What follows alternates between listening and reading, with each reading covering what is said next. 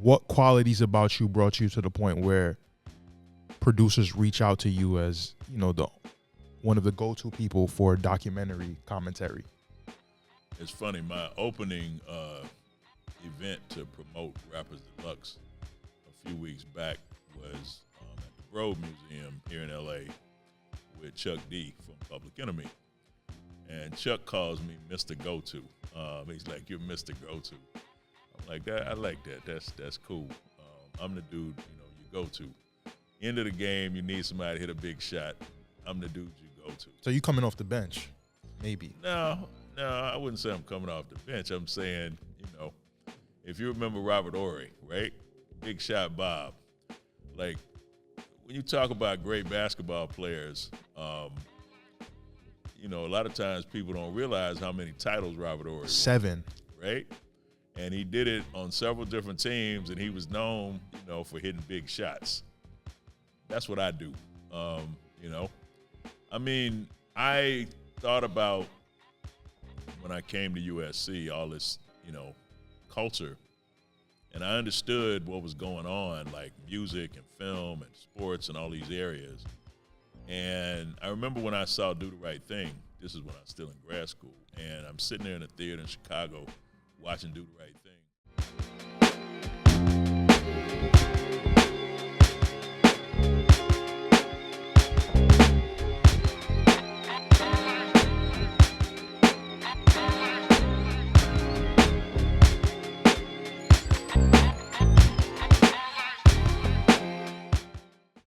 Welcome to the Words Matter Pod with Akil Pinnock, a podcast dedicated to wordsmiths and storytellers. I feel like everyone who's watching this interview, even if they don't know this man's name, they'll recognize him because he's, been in damn near every documentary ever made. But, according to Wikipedia, I know Wikipedia is not always the most reliable source, but he's been in 68 documentaries. That's low. That's low. I knew it was low. Yeah. Ballpark, but that's low. Yeah, giving his expert critique and analysis on sports, hip-hop, pop culture, and various black experiences in America. You might know him from his commentary in the Emmy Award-winning The Last Dance, 20 Feet from Stardom.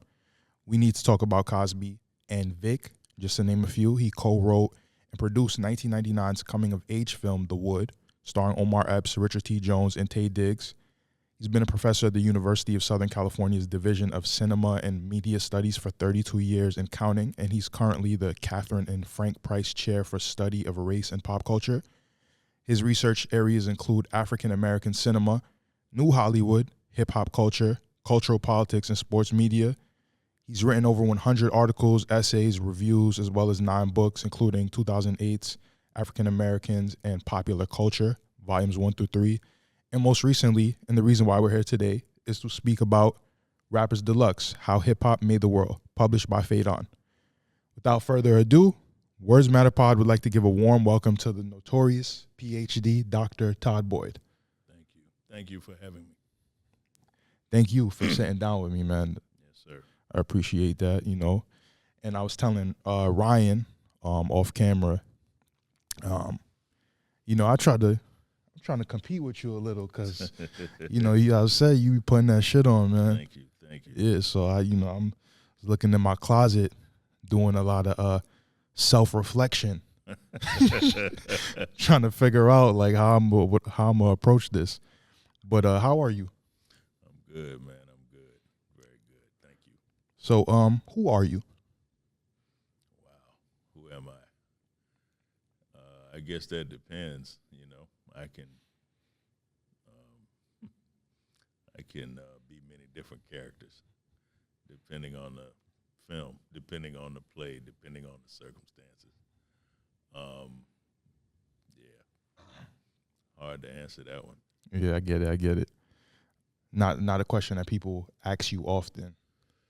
Well, when you say who am I, like that's multiple levels. That's internal and external. Yeah. And it's hard to explain in the time we have. That's another book So, what was happening in Dr. Boyd's life prior to earning your PhD? I'm from Detroit, and I was in Detroit in the '80s, which was a really interesting time. Interesting, I guess, is one way to put it. But I was a dude who was young and in college, and then just out of college and trying to figure out what I was going to do. I was interested in being a sportscaster, actually. I was previously interested in being a basketball coach, college basketball coach, and then a sportscaster. I was really into sports. Yeah. And so my focus was on doing something in that area. And I had a few opportunities and some good experiences, some bad experiences, but I was also a young dude, in Detroit when, things were intense. Yeah. This is the beginning of the crack cocaine era, and a lot of people I know are getting popped and going to jail, and others are getting addicted, and it's crazy. Yeah. And I had to figure out what I was going to do, and I wanted a PhD. When I was a kid in the 70s, I was really impressed with Dr. J, Julius Erving. He didn't have a PhD, though. No, he didn't have a PhD. He wasn't a medical doctor either, but the way that sportscasters talked about him was with respect. When they said Dr. J, they put respect on his name. And even though he wasn't a PhD or a medical doctor, MD, I wanted that kind of respect when people, spoke my name.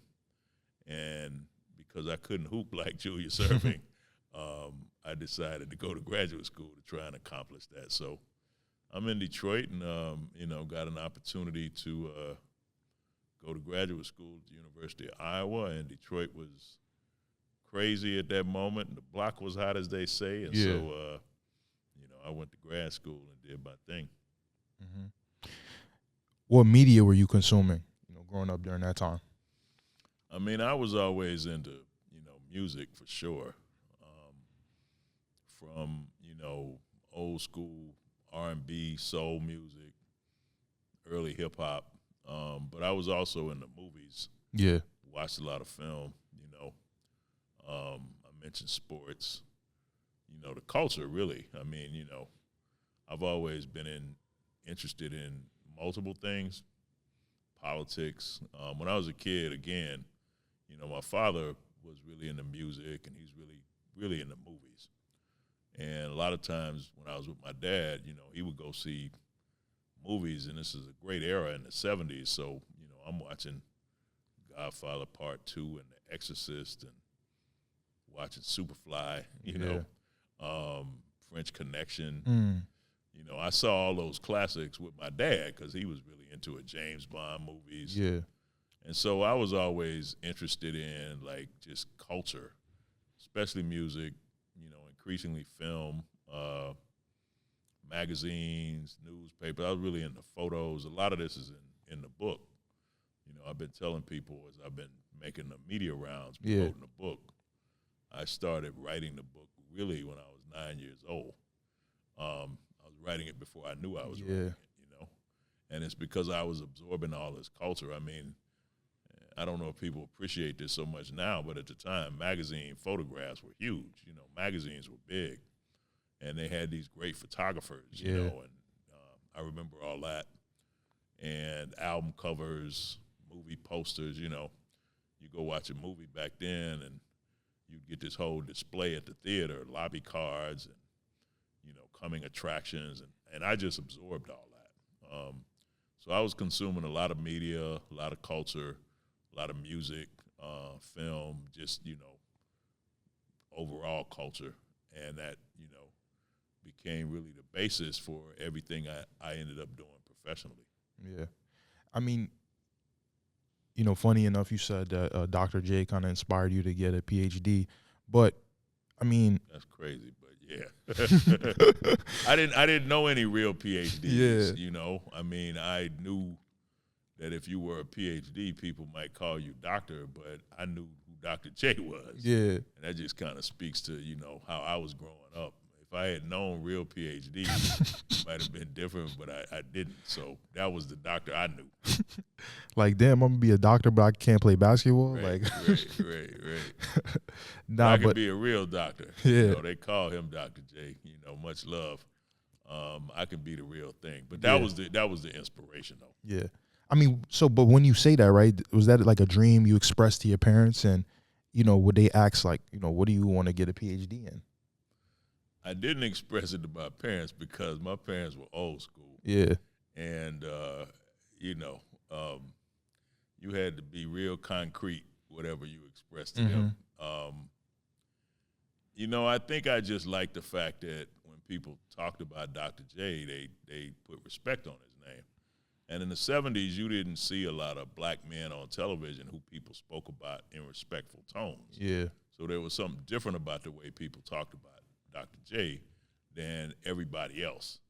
And I didn't fully understand all this at the time, of course, but over time I realized what that was. There was respect. That when they talked about him, it wasn't, you know, hostile or aggressive. Or demeaning. Or demeaning, or it wasn't as though they were, you know, dismissing him. They were respecting him. As I say, I love basketball, but I knew, you know, I wasn't Dr. J, even though I spent hours in the gym trying to perfect that shot he made on the Lakers where he goes behind the basket. I never could get it right. I never could get it, but I tried. But I guess my point is, you know, whatever your environment may be, there may be things in that environment that are inspirational. And a lot of people might come along and say, you know, why are you spending all this time watching sports if you're not playing basketball? Not that I didn't want to. But I'm just saying that spark later manifested itself in me getting a PhD. I don't know that I actually started focusing on that until, you know, a lot later. In the 80s when I'm older. And I took a class in college, and the professor said we're going to watch movies like The Godfather, and he mentioned Scarface, and TV shows like Miami Vice. And I'm sitting there like, I'm already watching all that and talking about it with my friends and my father. I didn't realize people, you know, could be professors in universities focusing on something like that. And I'm like, really? Like, you can do that? So I'm like, at that point, I was, oh, wow, well, I'm already doing this, and now I can do it at an intellectual level. I mean, I was hooked. So, you know, that happened right before I went to grad school. But what I'm saying is the seed was planted with Dr. J a decade earlier. Unconsciously. You know, at this point, you know, we could, you know, fast forward into hip hop a little bit, but you know, at this point, it's universally accepted that hip hop's birthday is August 9th, 1973. But rap as an art form wasn't on wax until Rapper's Delight, you know, first commercially successful rap single 6 years later. Back then, information wasn't spread as fast, and you know, coming from Detroit, which is halfway across the country from the birthplace of the culture, you know, between 1973 and 1979, did any aspect of hip hop culture touch Detroit on a underground level, like how it did in New York? I mean, I think the thing about hip hop in the 70s, and this I talk about in the book in the first chapter, like you had to be there to experience it because, you know, it wasn't available in any kind of tangible form. It was an experience. You know, I remember my guy Chuck D talking about how amazed he was when they finally made a record because he had been able to experience that and, you know, thinking about how you would get that experience on a record. So, you know, for much of the 70s, hip-hop is underground and it's specific to New York, but hip-hop didn't just, you know, spring forward out of the ground. Like there's things that lead into what becomes hip-hop. There's a history before hip-hop. Yeah. And these are some of the things I talk about in the first chapter of the book also, inspirations and, you know, iconic figures. But all those elements, of what's happening in 70s America, urban America, are things that happen across the country, not just in New York. So the music was taking place in New York, but the conditions were prevalent in a lot of other places. So by the time you could hear the music outside of like the Bronx and Queens, what have you, the rest of the cultural apparatus had already created the space for that to emerge. And it's like the music is emerging, and it's like I'm already familiar with these kinds of people, not these people specifically, but these kinds of people, these kinds of conditions that are spoken about in, songs like The Message and stuff already. So it's like the music before you even know the music. Yeah, I mean, in terms of the music and particularly, let's say, rhyming, right? Yeah. I mean, that's part of the culture. So, I heard Muhammad Ali, rhyme before he whooped somebody's ass. I got a rhyme for you, and then I'm gonna whoop your ass. Like, that appealed to me. Nipsey Russell, somebody I mentioned in the book also, comedian, used to be on all these game shows in the 70s, and whenever they would introduce Nipsey Russell, he would say a rhyme. And, of course, Nipsey Russell is the namesake of the cat who later becomes Nipsey Hussle, right? You could pass people in the street, and, I'm from Detroit. Like, you might see a pimp in the street rhyming. You might overhear him, rhyming, like, talking about his game. So it's part of the oral tradition. I mean, preachers, like, So you had all these things before anybody called it hip-hop, and then hip-hop took all that oral tradition and put it into a, context where later you could hear it on record. Yeah. So I think what I'm saying is the language was familiar, even if the form itself was not immediately familiar. Yeah. It became familiar because the elements were already there. Yeah. When you were in your teens and 20s in the 80s, and adults would say that hip hop was a fad and, it wasn't a real genre of music, how were you responding to that back then? I mean, honestly, I wasn't really paying much attention to, as people back then would say, non-believers. Yeah.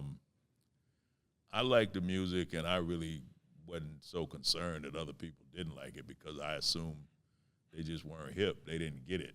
And there was a lot of animosity from people of an older generation towards hip-hop. They dismissed it. I mean, there's nobody singing. People were used to singers. Yeah. And there were some great singers, of course. In the 70s, people were used to that. So if you're used to Aretha Franklin and Curtis Mayfield, and now you hear somebody rapping, like, that might take you a minute before you can appreciate what they're saying. So there were a lot of haters and naysayers, but I wasn't really paying much attention because I liked the music and it spoke to me. When I went to college, my freshman year in college, Michael Jackson's Thriller came out, and also Prince, 1999. And everybody I knew was listening to one or both. And I wanted to be, different. I'm from an era when if everybody else went right, I just have to go left on principle. And so everybody's listening to Michael and Prince, and I'm like, I want to hear Grandmaster Flash and the Furious Five. I want to hear Bambaataa, you know what I'm saying? I want to hear DMC. And so that was always my lane. And I think, honestly, I appreciated the fact that a lot of people didn't get it because that made me feel stronger and more firm in my conviction because I felt like, you don't get it because you're not hip. This is not for everybody. That would change. Yeah. But in that moment, it's like you don't get it because it's over your head. And then, as a kid, I mean, that gives you a certain kind of validation. It's like, man, I've been doing this. I don't know what y'all doing. Y'all late. Yeah, exactly. Did you ever want to rap? I used to be an MC, man, when I was in college. But see, I'm so old. I'm an OG.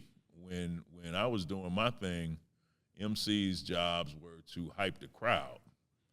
And it changed by the late 80s, when Rakim came along, and it's like bars.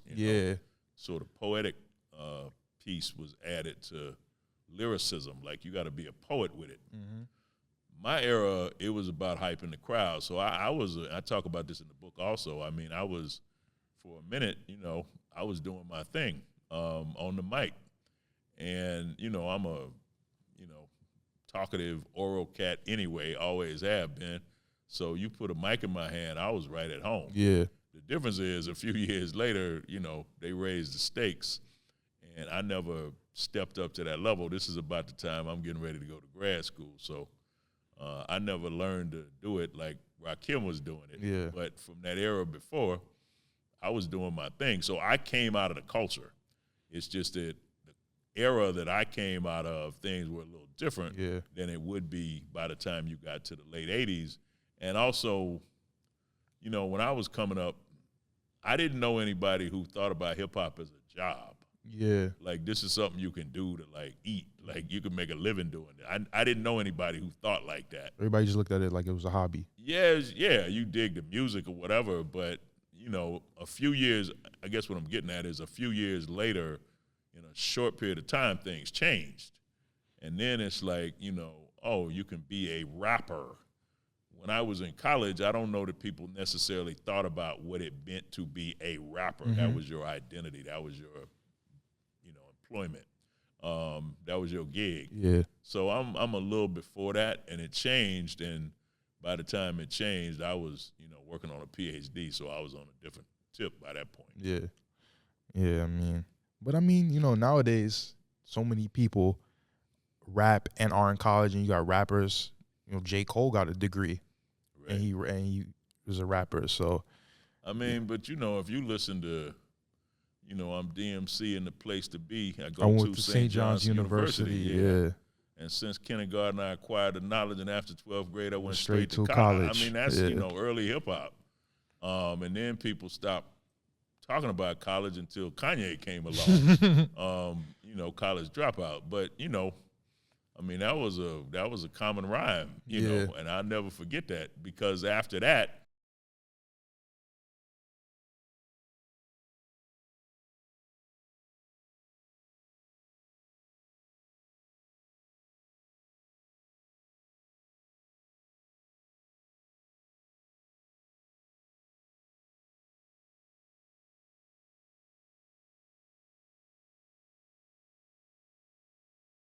people listening to hip hop, and you had like a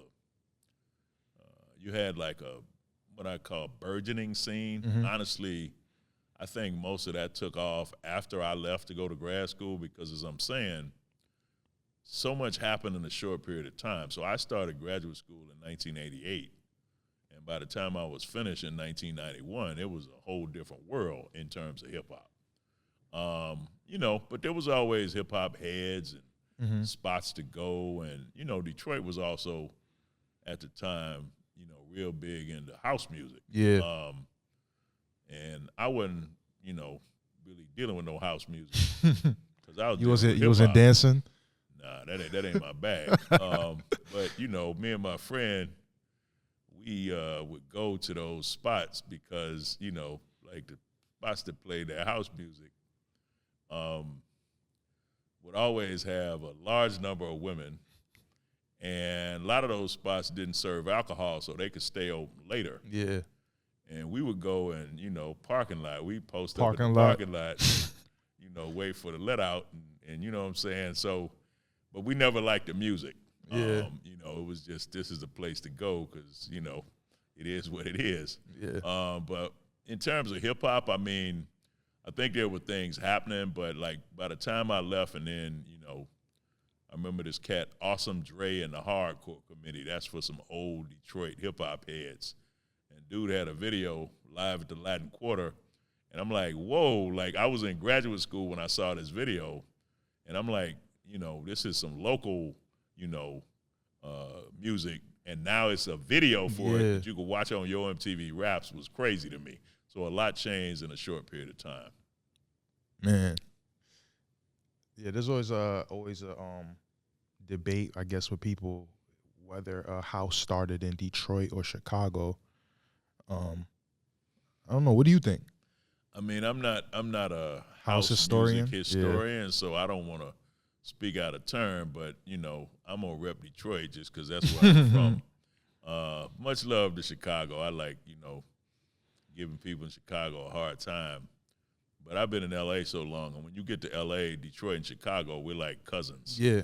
But when you're in Detroit or Chicago, particularly at this time, because this is when the Bad Boys, the Pistons, were playing the Bulls and Jordan, so it was real heated. Yeah. But I'm gonna always vote for Detroit.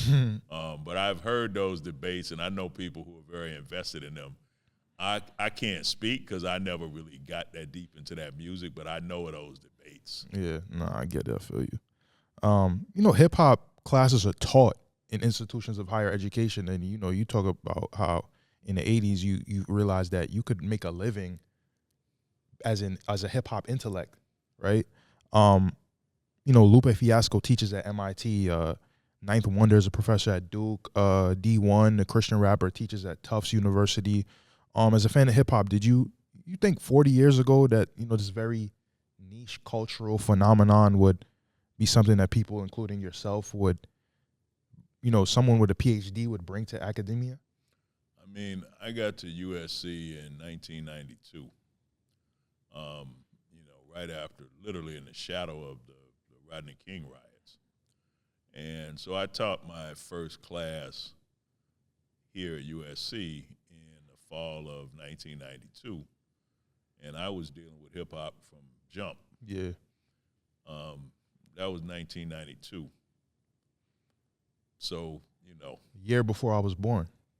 a lot of people, talking to me now about hip hop being taught in universities, and I'm like, where was you in 92? And I'm here in LA, like I said, right after the riots, and this is the same year the Chronic came out. I was telling the story, which is in the book as well. Bill Clinton went on the Arsenio Hall show and played the saxophone, and that same week he attacked a rapper named Sister Soldier and compared her lyrics to the Ku Klux Klan. Yeah. So this is all going on, and I remember first class I'm teaching, and a lot of people at the time, professors as well as students, they weren't accustomed to hearing somebody talk about hip hop in a college classroom. Yeah. But what I wanted to do, I knew, when I got here, USC was going to be a huge platform, and it was important for me to be able to incorporate the work I was doing into a space like this. And so, as somebody who came out of the culture, and then, went about creating the study of hip hop in American universities, honestly, I did that a long time ago, So it's great to see people doing it now. It was a lot different back then, a lot less reception to it. People were like hostile in a lot of ways, but other people loved it because it gave them something to connect to that they identified with. So, I'm glad to have had that opportunity, and I feel like as I've watched people study hip-hop in the academy grow, I'm happy to have had a hand in creating that, from the jump. I was reading an article by some cat who, for his PhD dissertation, made an album. And I started laughing. I'm the like, kid with the big afro, I think I know what you're talking about. I can't remember his name. Yeah. And I'm not even sure if I ever saw a picture of Yeah. something I was reading. And I saw it, and I'm like, okay, he created an album. That was his, dissertation. And I laughed to myself because I'm like, there's no way in the world I could have proposed making an album in the late 80s, early 90s as a dissertation. More power to him, but it's just a different day. Yeah.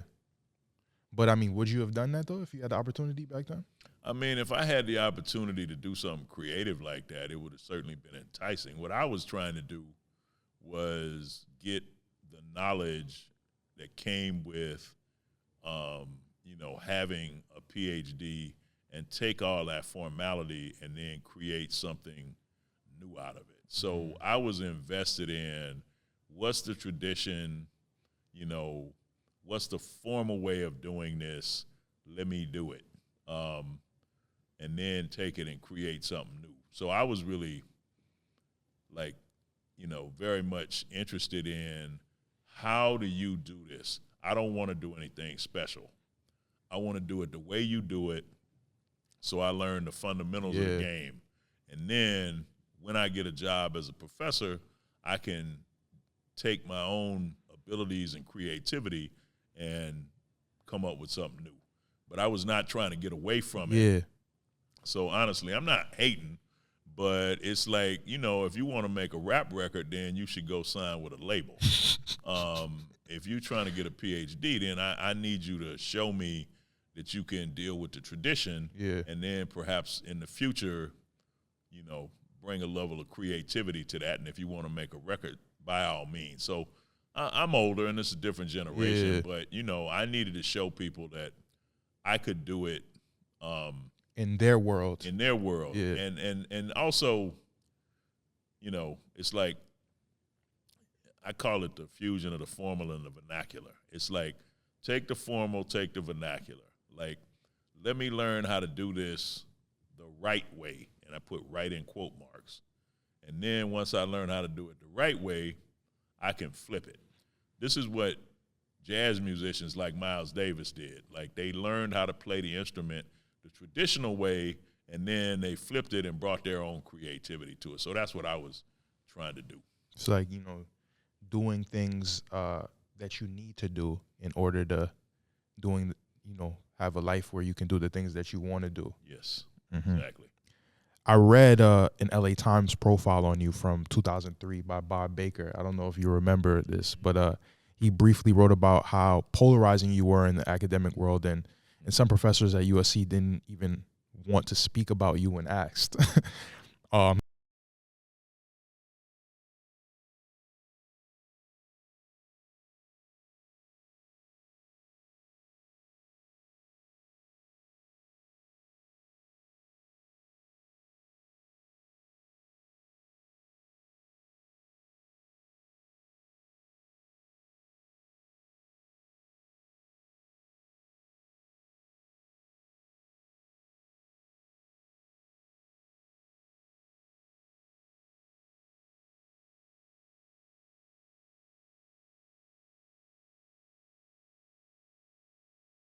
He said you were an egomaniac, an iconoclast, and an intellectual hedonist.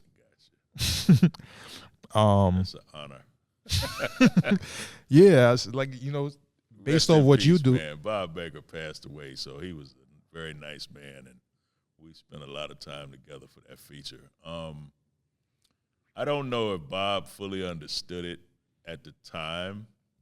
I remember the last conversation we had before he wrote the piece, and he had come to my class, you know, for about a month or so, and we had talked on the phone, and we had a few meals. We spent a lot of time together for that feature.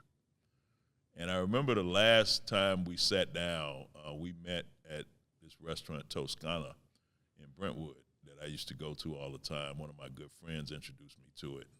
Yeah, he mentioned that. Yeah. I think he mentions it. So we're at Toscana, and, you know,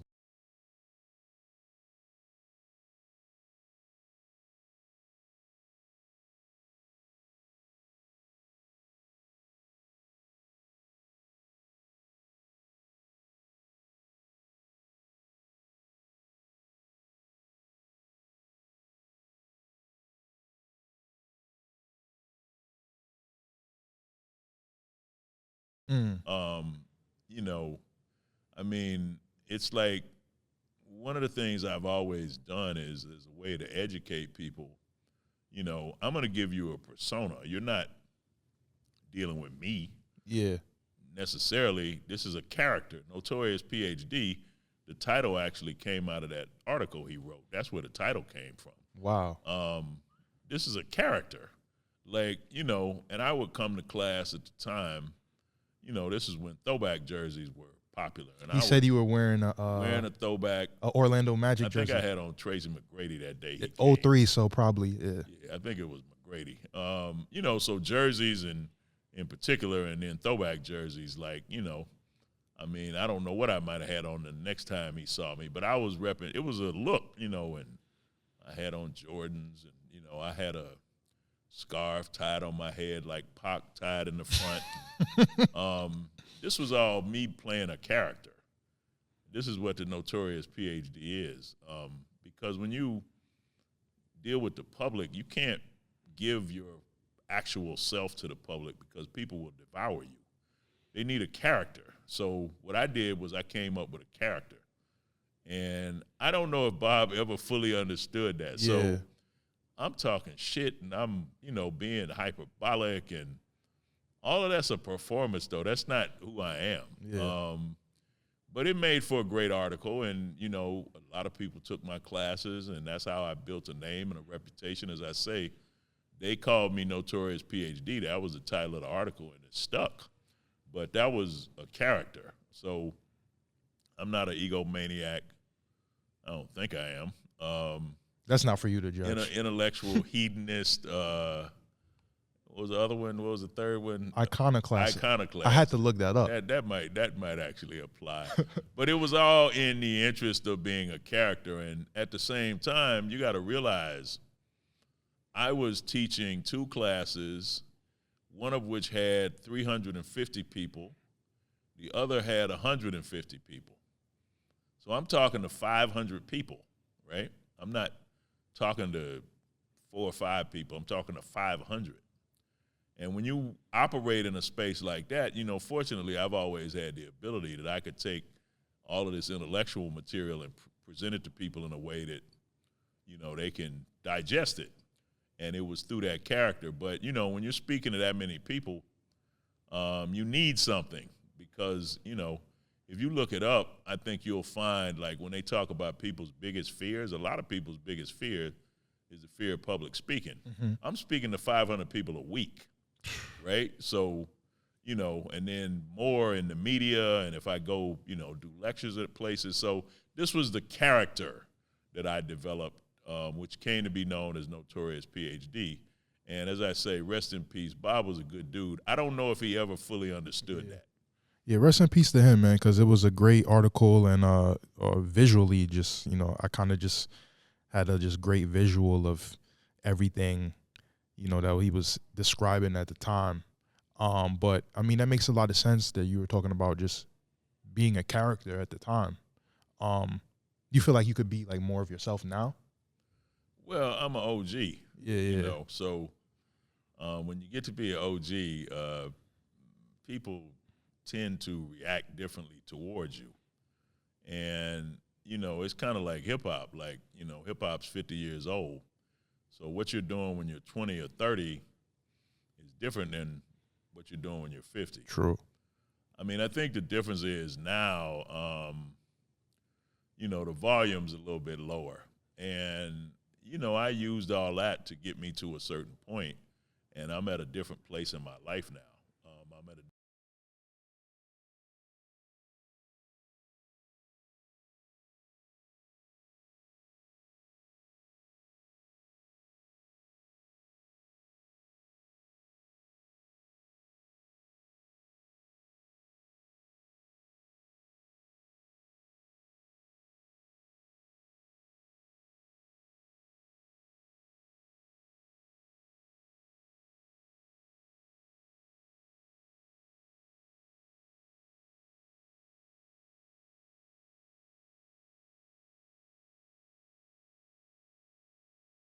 you know, if you playing in the NBA at a certain point, you're out of the league, you know, and sometimes we look at these guys who still try to hang on and they had no identity beyond that. My identity has grown and evolved, and it's Notorious PhD. But you're still in the league, though. Well, you're just working on your mid-range more. I mean, the way I look at it is that's one take on it. I look at it like, you know, I'm Michael Corleone. You trying to go legit? Well, you got to go through several people before you get to Michael Corleone. You can't just walk up to Michael Corleone and start talking. So, it's that level.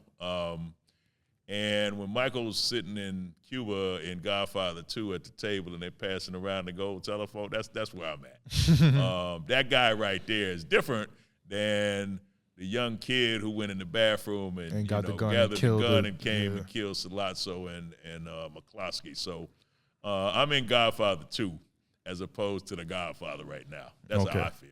I get it. No, I get it for sure. What qualities about you brought you to the point where producers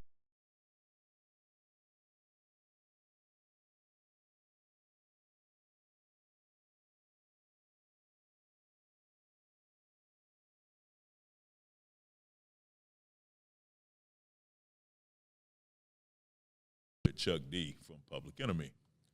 And Chuck calls me Mr. Goto. He's like, "You're Mr. Goto." I'm like, I like that. That's cool. I'm the dude, you go to. End of the game, you need somebody to hit a big shot. I'm the dude you go to. So you coming off the bench, maybe? No, I wouldn't say I'm coming off the bench. I'm saying, if you remember Robert Horry, right? Big Shot Bob.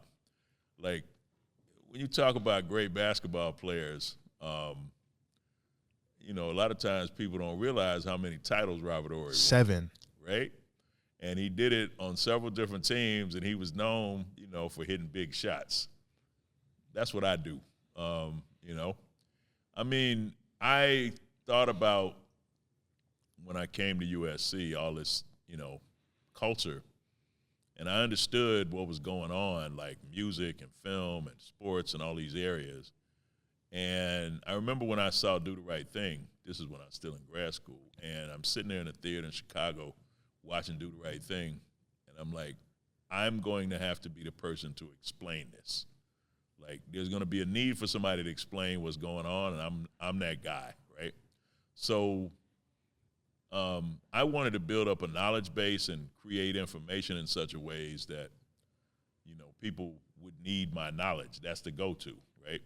And I wanted to express it in such a way so that when you see me on camera, I didn't grow up in an intellectual family. My parents didn't go to college. I'm the first person in my family to go to college. So when I went to graduate school, I had to explain things to my father, and I had to explain it to him in a language he understood. And I developed the ability to explain all these like esoteric academic concepts to him in ways that he would understand. And so I took that, and it's like, well, when you go on camera, first of all, it's a visual medium. So there's a look, like, you got to have the right look. You got to know how to present the information. And most importantly, you have to have the information in order to be able to present it. So, I built up what I consider to be a warehouse of knowledge, and assumed that at the right time, people would reach out to me because I had that knowledge and I had the ability to present it in such a way that it would be considered informative and entertaining. Yeah. Right. And I think that's, what I've always tried to do is there's the knowledge, right? But I present it in such a way, when you sit down and do you put a little medicine in the candy. That's the way I've always had to do it, because I had to explain it to people in such a way that they understood it. Like, you meet people where they are. I mean, I know a lot of professors who would say to me, how could you sit there, and do an interview for 2 hours and they cut it down to, a little sound bite? And I'm like, that's the nature of the beast. That's what it is, right? Everybody doesn't have 2 hours to sit up and hear you lecture. And are you good at lecturing? Are you interesting? Or are people going to sleep? Yeah. Like, you're not going to sleep when I'm talking. And that's because of the way I'm presenting what it is I'm saying. So, I appreciate people reaching out, and they've been doing it for a long time. Documentaries have gotten to be more popular, and kind of amazing to me. I realized at some point a few years ago, I had no idea people were watching all these documentaries. Yeah. And people started approaching me in the street, and I'm like, all these people are watching documentaries. Wow. Like, it suggested to me that documentaries as a genre had gotten to be really popular and influential because I didn't realize so many people, were paying attention, but a lot do. Especially with streaming now, so many streaming Right. platforms, documentaries on every platform. Exactly. You probably have a documentary on Peacock, Netflix, Amazon Prime, Everything. I'm proud of that too. Yeah, I nah, didn't you should. want it to be just one lane. Yeah. So, the book is titled Rappers Deluxe, right here, as you can see. That was obviously inspired by the Sugar Hill Gang's Rapper's Delight, the first top 40 rap song. What's the difference between Rapper's Delight and Rapper's Deluxe? Well, I kept thinking about Rapper's Delight as the first commercially available, rap song. And that's the point at which, most people outside New York would have heard it for the first time. And I wanted to kind of, play off of that. And I just kept thinking of deluxe. When something is deluxe, it's like extra. Mm-hmm. It's like special edition. It's like there's more to it. Think about a album that had additional features, instrumentals, bonus cuts, Hidden tracks. That's another thing. Yeah, basically the idea being you're getting more than what you're paying for. We're going to give you a little extra. This is deluxe. This is not a regular offering. This is the deluxe offering. You go to a fast food spot, it's like you want to supersize it, right? Like, I was thinking about things like that. Like, what I'm offering you is like more than you're paying for. You're getting extra. And Rappers Deluxe, to me, like Rappers Delight, no, Rappers Deluxe. Like, I wanted the familiarity of, the title, but I also wanted people to think there's a bit more here than what you might expect. Yeah. The second title of the book is How Hip Hop Made the World. And, I feel like, you explaining or just me bringing up the Bob Baker, did I say his name right? Yes, the Bob Baker profile and, those adjectives he used to describe you. It kind of makes sense that, you named the book How Hip Hop Made the World. I guess that kind of goes back to him calling you an iconoclast, maybe. Because it's kind of hyperbolic, but I want you to explain, what that really means. So I have to, first of all, shout out Deb Aronson at Phaedon because, she's the person who initially reached out to me about writing the book, several years ago. And the subtitle, as much as I want to take credit for coming up with it, she actually came up with it. Oh, wow. Shout out to her. And props, to Deb, because when she said it, it was perfect. It was just perfect. Like, I couldn't have come up with a better subtitle myself. So, I think it embodies really the point of the book, because the book is about the world in the broadest sense. Music and film and sports and politics and language and art. The world. Yes. Like the cultural world, the social world, the political world. Like, the book is a book about hip-hop. It's a book about black culture. It's a book about American culture. Yes. It's a book at some level about American culture and its influence across the globe. It's American history. It's American history. Right. So, and it's 50 years. We're talking half a century, So I think the idea that it made the world is a valid point, because when you look at the book, it's not, rap's greatest hits. It's not, the top 5 rappers of all time. I'm talking about the blackout in New York City in the 1970s, the election of Ronald Reagan.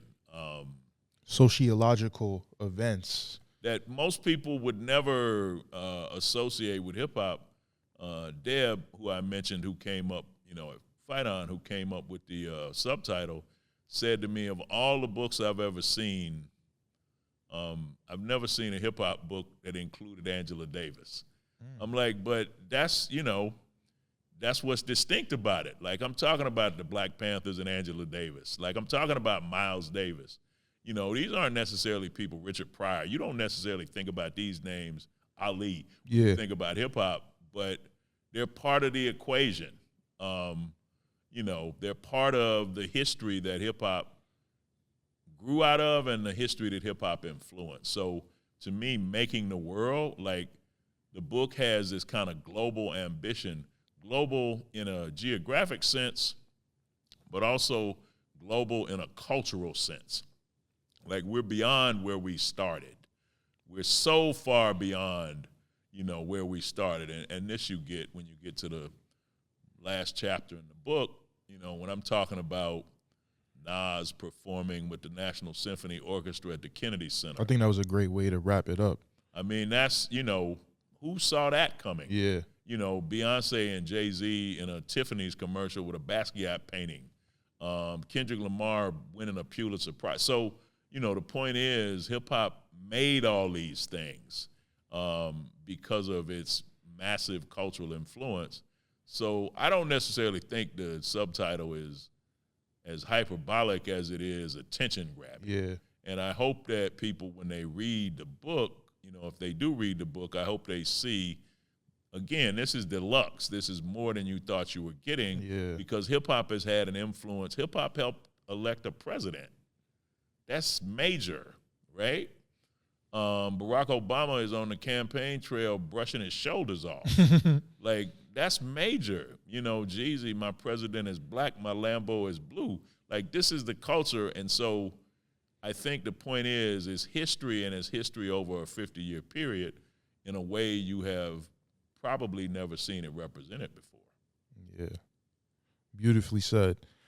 One of my favorite stories in the book is the story of black people still finding ways to purchase Cadillacs prior to the 1930s, even after General Motors systemically encouraged dealerships from selling to them. Use the story to explain that when something is denied to someone, it often intensifies their desire to have it. You call this the Cadillac Effect. You later use the Cadillac Effect to explain rappers celebrating their material possessions, where other people chastise them for flaunting materialism. Why do black people still feel like owning certain luxury items is aspirational when historically, these brands don't feel like our blackness is compatible with their prestige?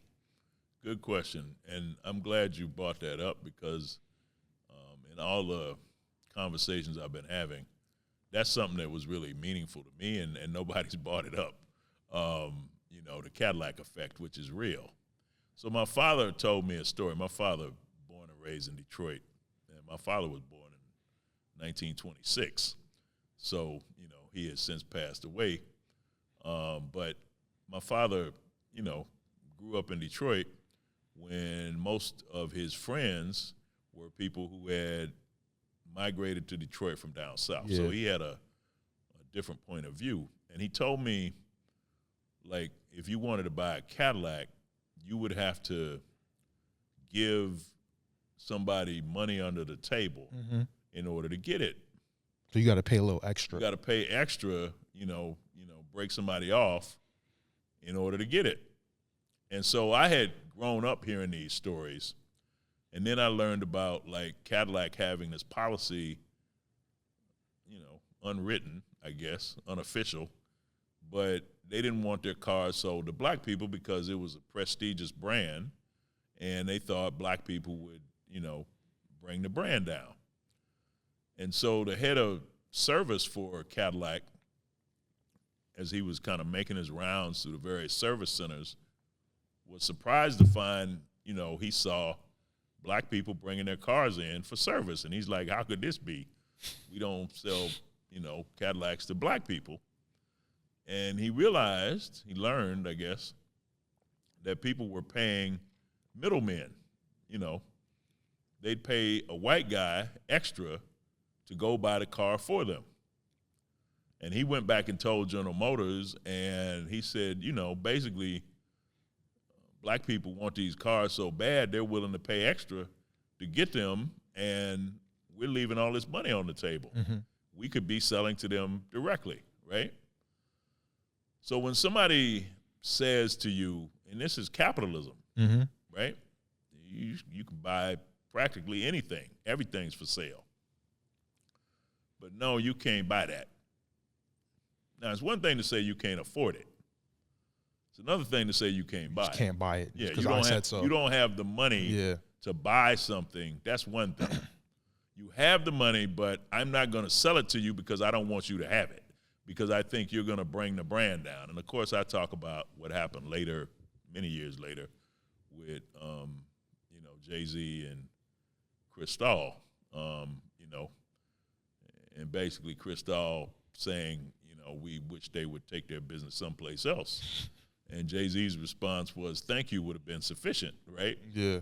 So I think the point I was trying to make was, because of the fact that you denied people the opportunity to purchase something that they could afford, it gave them that much more incentive to prove you wrong. Like, no, you can't, you're not going to let me buy it. I'm going to find a way to get it. Yeah. Like, that's determination. And so I think for a lot of people, I like clothes. I like brands. I mean, that doesn't bother me. I know a lot of people don't necessarily like these things. So, the way I grew up, like, if somebody was clean, you complimented them. Mm-hmm. And it was also aspirational, something you aspired to, right? Like, I remember in the 80s, Jay-Z was at the Super Bowl, and he was rocking his S. Carters, which, of course, was a remix of the original Gucci sneakers from the 80s. And I remember those sneakers, and I couldn't afford Gucci sneakers. Yeah. That didn't mean I didn't want them. Mm-hmm. Like, I wanted them. I couldn't buy them. I couldn't afford them. And unlike a lot of other people I knew, I wasn't willing to sell dope to get them. Yeah. Like, I ain't want them that bad. Yeah. But I still wanted them. And so, what's wrong with that? But some people, if you say that, like, oh, you're caught up in brand name. Yeah. What's wrong with that? We're not living in communist China. Like, yeah, I want all that. And let me figure out a way that I can afford it. So to me, it was motivation. Aspirational. Yeah, it was. It's like, what do I need to do? As I say, I'm not willing to say.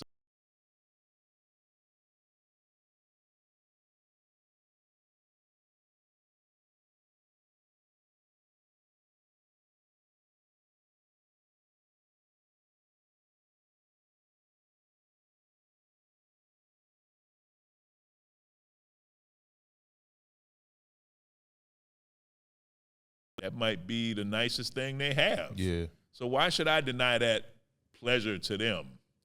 I think it's really, arrogant to say you shouldn't be spending your money on that. You should be, saving for a down payment on a house. Like, a pair of shoes and a house, there's a big difference. Exactly. In the price. It's a very extreme comparison. But people do it, right? Yeah. So it's like, I'm different. I know a lot of people hate this about me, but, Like, what you think? I'm from Detroit, man. We like to, that's how I grew up. My parents like clothes. I like clothes. I like when people compliment me on my clothes, like, and, I feel like hip-hop, people start shouting out brands. And I remember when I first started listening to Jay-Z, Reasonable Doubt, and Big, and, I love when those cats would name drop. Like, I love that. Yeah. So I don't think it's negative. I know a lot of people do, but I take it back to that point of what people were really saying to you when they're dropping all these names is not so much, look at what I have, look at what I had to do to get it. Yeah. And it was previously denied me, so I'm celebrating this because this is something you didn't want me to have. Yeah. Yeah, I mean, back to what you were saying about people comparing or, chastising someone for buying shoes and not saving for a down payment. I mean, a pair of sneakers is like $200. A down payment on a house is thousands. Yeah, it's like, where can you put $200 down and buy a house? Like, And you're gonna wear those sneakers and get some immediate enjoyment out of them. When you buy that house, you buying a job for yourself. So two different things. Oh man, I guess it goes back to the hedonism. I guess.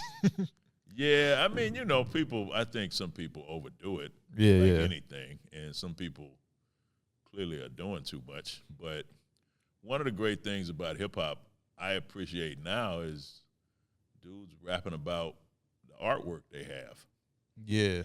I mean, there was a time when people were telling you how many Jordans they had, and now people are talking about the art they own. So, 50 years. Yeah, I mean, so you can sell that painting, and if you get in a cramp, you can sell that painting and maybe get some money for it. Ain't nobody buying them old Jordans. If they do, you're not gonna get very much for them. Yeah, exactly. You can sell that painting, then you could get your down payment. Yeah. Then exactly. And probably if you own a painting, you probably already got the down payment, right? If it's the right artist. Yeah, definitely. In the book, you were able to give a name to all the different eras of hip hop, based on what was happening culturally, socially, and politically. What would you name this era of hip hop in, and what year do you think it started? I remember this would have been right around the time Obama had gotten elected, and everybody at the time was on Facebook. So they like 2007, 2008, 2009, somewhere in there. I guess 2008 is when Obama got elected. So maybe 08, 09. And at the time, I was listening to Drake and J. Cole and Jay Electronica mixtapes. Yeah. And, Drake dropped a mixtape. Shit sounded like an album, And I remember I posted this question, like, who's going to be the man? Is it going to be Drake, J. Cole, or Jay Electronica? Like, which one of these three? And it's funny because, everybody sat back waiting on Jay Electronica, and we finally got that album. Like 10 years later. 10 years later, exactly. And it was cool, but to me, that was like waiting on Mayweather and Pacquiao. You waited on it so long that when it finally happened, It was past their prime. yeah, it was like a lot of the interest had dissipated in that moment. But, Drake obviously won that competition. But J. Cole, I saw that new verse from J. Cole yesterday. So to me, when I looked at that, it felt like this is a new era. And, everything that's come after that, cat like Future, Young Thug, those cats did their thing. And, Lil Baby, I guess, if you want to bring it up to that point, some of these other youngsters. I guess I feel like now I'm not the target audience. Yeah. So It's a nice way to put it. I don't want to be one of these dudes who You're not blasting Pound Town? I can't say that I am, but I'm not hating.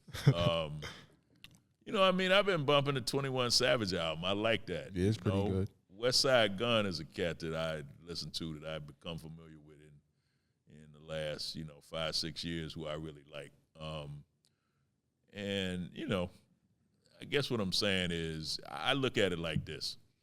If you watch the NBA, there's a point in your life when you're really young, when you're most impressionable. And the people you see in that time of your life are going to impact you differently than people you see when you're grown. Mm-hmm. So when I started watching the NBA, it was Kareem and Dr. J and Wes Unseld and David Thompson and Gus Williams and all these cats in the 70s. Like, Michael Jordan's a year older than me, so we were in college at the same time. Much respect, but I'm not a kid. Like, to me, we're peers. And then as I get older, I can't tell you how many NBA players I've seen their entire career. Kobe Bryant, LeBron James, Tim Duncan, Kevin Garnett, so many players now I've seen their entire career. If they went to college, I saw that. Yeah. And then I saw their entire NBA career. So when I look now, I mean, I see people shooting a lot of threes. I still love the game, but it's not going to hit the way it hit, when I was a kid. It's not going to hit the way it hit, when the bad boys were dominating basketball. So I feel like this about hip-hop also. Like, I see these artists, and I don't want to get in debates with people because, as I say, I'm not the target audience, and what these people are doing now, the technology available to them, the circumstances, I mean, it's just so different. So I feel like an observer. Yeah. I'm not in the mix. I'm not in the mix commenting on it as I would have been previously because it's just I'm not the audience. Like, you ask me about the greatest MC, I'm going to tell you about somebody I heard a while back. Yeah. It's not going to be any of these contemporary artists. But if you ask somebody, like I remember a couple years ago, somebody asked Lonzo Ball, and he's like, nobody listens to Nas. I'm like, what you meant to say was you don't listen to exactly. Nas. You and your peers. The fact that Nas is still putting out albums, I love it. Yeah. But I know somebody in their 20s probably not checking for that. Yeah. And, people get older and not even just people getting older, but people often fall victim to, like, their own nostalgia. So whatever was popping the most when they were teenagers, when they were falling in love with, whatever media was coming out during their formative years, they think that's the best of that time, So I understand that. That's what I'm saying is whatever point you were impressionable. When you hear people, like you hear these debates all the time, I'm so tired of them, but who's greater, LeBron or Jordan? Oh, God, so tired. It's so tiring. But what are people saying? They're really saying, I like this player better than I like that player. That's what they're really saying.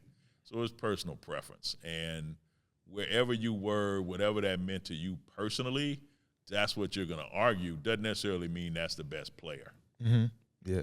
And then how can you even really determine that, especially if you didn't grow up around the time of, like, one of the players you're even – like, I'm 31. I know Michael Jordan when he was on the Wizards. Okay. I don't know Jordan in 98. In 98, I was 5. Right. So, much less 88. Definitely not. My mom wasn't even thinking about me in 88. Yeah. So, like, I watched, as I say, Jordan's a year older than me. I remember when Jordan was a freshman at North Carolina. I remember when he hit the shot against Georgetown and they won the national title as a freshman. He was Mike Jordan. They called him Mike Jordan. And as he says, after that, he became Michael Jordan, right? I remember being in college, and, this was when cable was fairly new, and there was a real popular show called Dynasty that came on Wednesday night, but ESPN had ACC basketball on Wednesday night. And this is when Jordan was at Carolina, Len Bias was at Maryland. ACC was stacked. College basketball was stacked. Yeah, Big East and my and friends, ACC. Big East, I mean, Big Ten, like, and each day, like Big Monday, they had days for conferences. And my friends and I would walk around campus to try and find a dorm where nobody was watching Dynasty, because those women watching Dynasty had kind of run us out. We had to go find some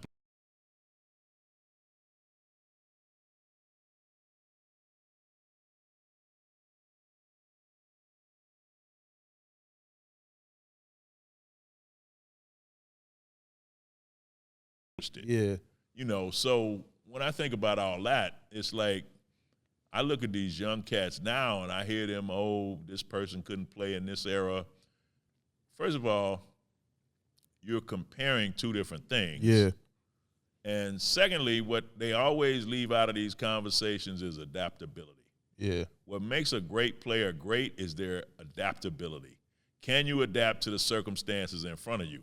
And so I'm convinced you take the greatest players, Bill Russell and Wilt Chamberlain, they would have adapted, So that's why I hate those conversations. But I think, like anything, when people invest themselves in this person was better than that person, what they're really saying is my memory of this person is superior to your memory of that person. and it's less about what they actually accomplished. Yeah, I think it's just it's a low hanging fruit conversation. It's pretty lazy, and I think it's used to drive like clicks and engagement. Right. Really popular. Yeah. So I had a eureka moment reading the blaxploitation part of the book, because I finally realized that in all the outrageousness and the cartoonish violence of these films, there's a critique of America, capitalism, labor, and exploitation. They're satirical. These filmmakers did a great job at putting the medicine in the candy, like I said earlier. So what do you think a 2024 blaxploitation film would look like? I mean, honestly, I don't think you could make a blaxploitation film in 2024, because the way I think of blaxploitation is more as a era than a genre. Mm-hmm. Because if you think about blaxploitation in the 70s, it was many different genres. Mm-hmm. You know, there were horror films like Blackula. You know, there were family films like Claudine.